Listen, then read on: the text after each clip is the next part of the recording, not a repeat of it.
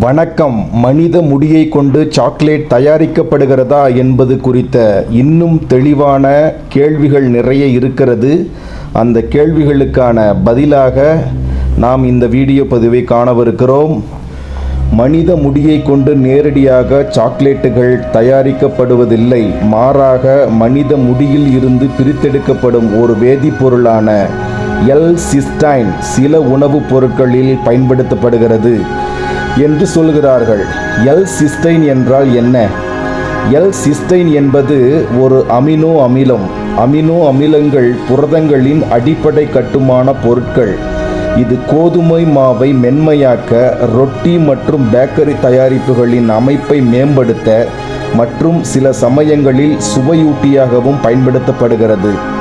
L-cysteine மனித முடி, வாத்து மற்றும் கோழி இறகுகள், பன்றியின் முடிகள் மற்றும் பிற விலங்குகளின் புரத மூலங்களில் இருந்து பிரித்தெடுக்கலாம் என்று சொல்லப்படுகிறது. அல்கை போன்ற நுண்ணுயிர்களிலிருந்தும் செயற்கை முறைகளிலும் இதை உற்பத்தி செய்ய முடியும். தற்பொழுது பெரும்பாலான வணிக ரீதியான எல்-சிஸ்டைன் நுண்ணுயிரி நொதித்தல் மூலம் உற்பத்தி செய்யப்படுகிறது. அடுத்ததா, சாக்லேட் எல்-சிஸ்டைன் மூலம் தயாரிக்கப்படுகிறதா என்று கேட்டால், சாக்லேட் தயாரிப்பில் எல்-சிஸ்டைன் சேர்க்கப்படுவதற்கான சாத்தியக்கூறுகள் மிக மிக குறைவு. சாக்லேட்டின் பாரம்பரிய செய்முறையில் கோகோ, சர்க்கரை, கோகோ பட்டர், பால் மற்றும் வெண்ணிலா போன்ற பொருட்கள் மட்டுமே அடங்கும். எல்-சிஸ்டைன் சாக்லேட்டின் சுவையையோ அமைப்பையோ நேரடியாக மேம்படுத்துவதாக கருதப்படுவதில்லை. இருப்பினும் மிகவும் அரிதான சந்தர்ப்பங்களில் சாக்லேட்டில் வேறு ஏதேனும் ஒரு பதப்படுத்தும் பொருள் அல்லது செயற்கை சுவையூட்டி சேர்க்கப்பட்டால் அதில் எல்-சிஸ்டைன் சிறிய அளவில் இருக்கலாம். ஆனால் இது சாக்லேட்டின் ஒரு அத்தியாவசிய மூலப்பொருள் அல்ல. சரி, இது ஏன் மனித முடியிலிருந்து சாக்லேட் தயாரிக்கப்படுதுன்னு தகவல் பரவியது அப்படின்னு சொல்லி கேட்டால், சில உணவுப் பொருட்களில், குறிப்பாக ரொட்டி, பிஸ்கட், சில இனிப்பு வகைகள் எல்-சிஸ்டைன் பயன்படுத்தப்படுவதால் அது சாக்லேட்டிலும் பயன்படுத்தப்படலாம் என்ற தவறான புரிதல் ஏற்பட்டிருக்கக்கூடும் என்கிறார்கள். மனித முடி போன்ற மூலங்களிலிருந்து இது எடுக்கப்படுவதால் மனித முடியால் சாக்லேட் செய்யப்படுகிறது என்ற தகவல் ஒரு வதந்தியாக அல்லது தவறான தகவலாக பரவியிருக்கலாம் என்று கூறுகிறார்கள். சுருக்கமாக சொன்னால், நேரடியாக மனித முடியை கொண்டு சாக்லேட்டுகள் தயாரிக்கப்படுவதில்லை. மனித முடியில் இருந்து பிரித்தெடுக்கப்படும் எல்-சிஸ்டைன் என்ற அமினோ அமிலம் சில உணவுப் பொருட்களில் ஒரு பதப்படுத்தும் பொருளாக பயன்படுத்தப்படுகிறது. சாக்லேட்டில் எல்-சிஸ்டைன் சேர்க்கப்படுவதற்கான வாய்ப்புகள் மிக மிக குறைவு.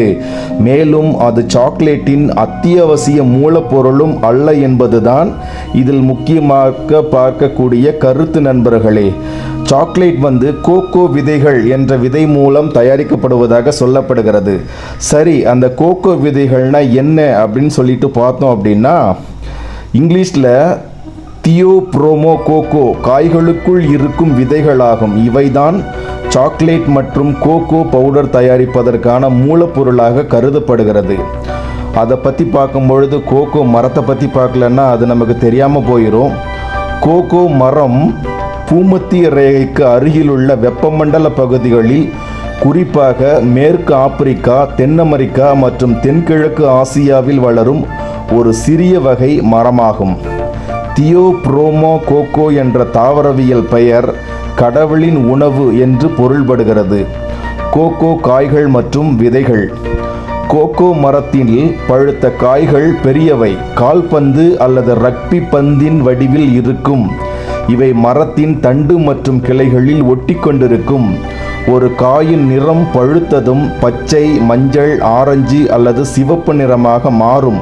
இந்த காயின் உள்ளே ஒரு வெள்ளை நிற சதைப்பற்றுள்ள கூழ், அதாவது ஆங்கிலத்தில் பல்ப் என்று சொல்லுவார்கள். அதற்குள் சுமார் 20 முதல் 60 கோகோ விதைகள் வரிசையாக அடுக்கி வைக்கப்பட்டிருக்கும். விதைகளின் தன்மை. புதிதாக பறிக்கப்பட்ட கோகோ விதைகள் சுவையாக இருக்காது என்று சொல்கிறார்கள். அது கசப்பாகவும் புளிப்பாகவும் இருக்குமாம். இவை சாக்லேட்டாக மாறுவதற்கு முன் பல படிகளை கடக்க வேண்டும். உதாரணமாக சொல்ல வேண்டும் என்றால், புளிக்க வைத்தல், உலர்த்துதல், வறுத்தல், அரைத்தல் போன்றவை. இந்த படிகள் தான் விதைகளுக்கு அதன் தனித்துவமான சுவையையும் மணத்தையும் கொடுக்கின்றன. சுருக்கமாக சொன்னால் கோகோ விதைகள் என்பவை கோகோ மரத்தின் காய்களிலிருந்து பெறப்படும் ஒரு கசப்பான விதைகள். இவை பல்வேறு செயலாக்கங்களுக்கு பிறகே நாம் உண்ணும் சுவையான சாக்லேட் மற்றும் கோகோ பவுடராக மாறுகின்றன.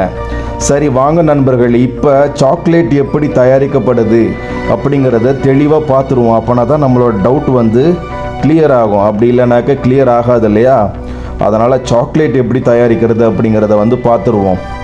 ஃபஸ்ட்டு 11 படிநிலைகளில் சாக்லேட் தயாரிக்கப்படுகிறது நண்பர்களே. ஃபர்ஸ்ட் ஆஃப் ஆல் கோகோ அறுவடை, அதாவது கோகோ விதைகளை அறுவடை பண்ணணும். அடுத்தது புளிக்க வைக்கணும். அடுத்ததாக காய வைக்கணும், உலர்த்துதல். அடுத்ததாக வறுத்தெடுக்கணும்.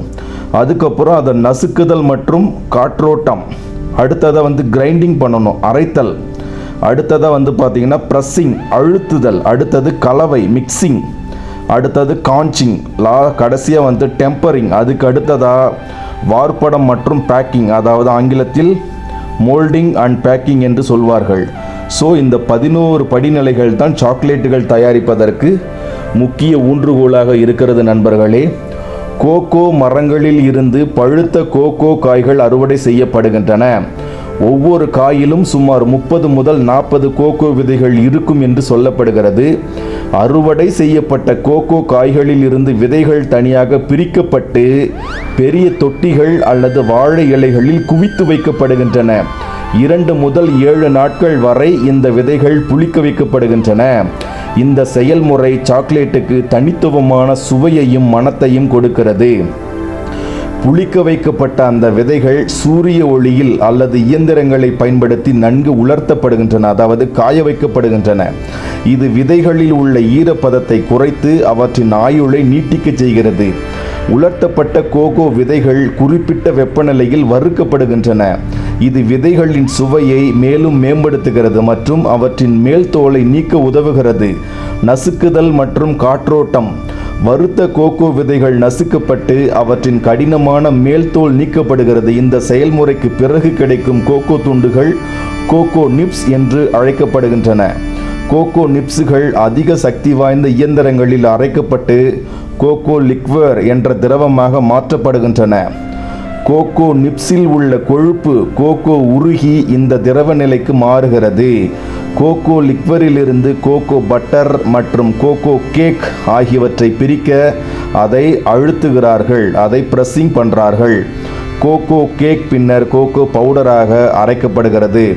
கோகோ லிக்வர் அல்லது கோகோ பவுடர், கோகோ பட்டர், சர்க்கரை, பால் பவுடர், பால் சாக்லேட்டாக இருந்தால் பால் சேர்க்கப்படுகிறது மற்றும் பிற சுவையூட்டிகள் வெண்ணிலா போன்றவை ஒரு பெரிய கலப்பான் இயந்திரத்தில் ஒன்றாக கலக்கப்படுகின்றன. அடுத்ததாக காஞ்சிங்.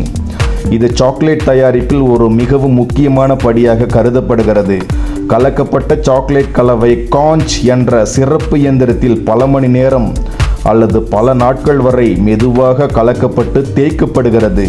இது சாக்லேட்டின் சுவையை மெருகேற்றி மிருதுவான அமைப்பை கொடுக்கிறது, மேலும் தேவையற்ற அமிலத்தன்மையை நீக்குகிறது. காஞ்ச் செய்யப்பட்ட சாக்லேட் கலவை ஒரு குறிப்பிட்ட வெப்பநிலையில் சூடுபடுத்தப்பட்டு பின்னர் குளிர வைக்கப்படுகிறது. இந்த செயல்முறை சாக்லேட் பளபளப்பாகவும் உருகாமல் இருக்கவும் உடைக்கும் போது மிருதுவாகவும் இருக்க உதவுகிறது. டெம்பர் செய்யப்பட்ட சாக்லேட் அச்சுக்களில் ஊற்றப்பட்டு குளிரூட்டப்பட்டு திட்டப்படுத்தப்படுகிறது. பின்னர் சாக்லேட் பார்கள் அல்லது துண்டுகளாக பேக் செய்யப்படுகின்றன. இந்த வழிமுறைகள் தான் சாக்லேட் செய்யப்படுகிறது நண்பர்களே. ஆகவே மனித முடியில் இருந்து சாக்லேட்டுகள் தயாரிக்கப்படவில்லை என்று இந்த வீடியோ பதிவின் மூலம் நீங்கள் தெரிந்திருப்பீர்கள் என்று நான் நம்புகிறேன். இந்த வீடியோ பதிவு உங்களுக்கு பிடித்திருந்தால் உங்களது நண்பர்களுக்கு ஷேர் செய்யுங்கள், லைக் செய்யுங்கள், கமெண்ட் செய்யுங்கள், மறக்காமல் சப்ஸ்கிரைப் செய்யுங்கள் நண்பர்களே. நன்றி, வணக்கம்.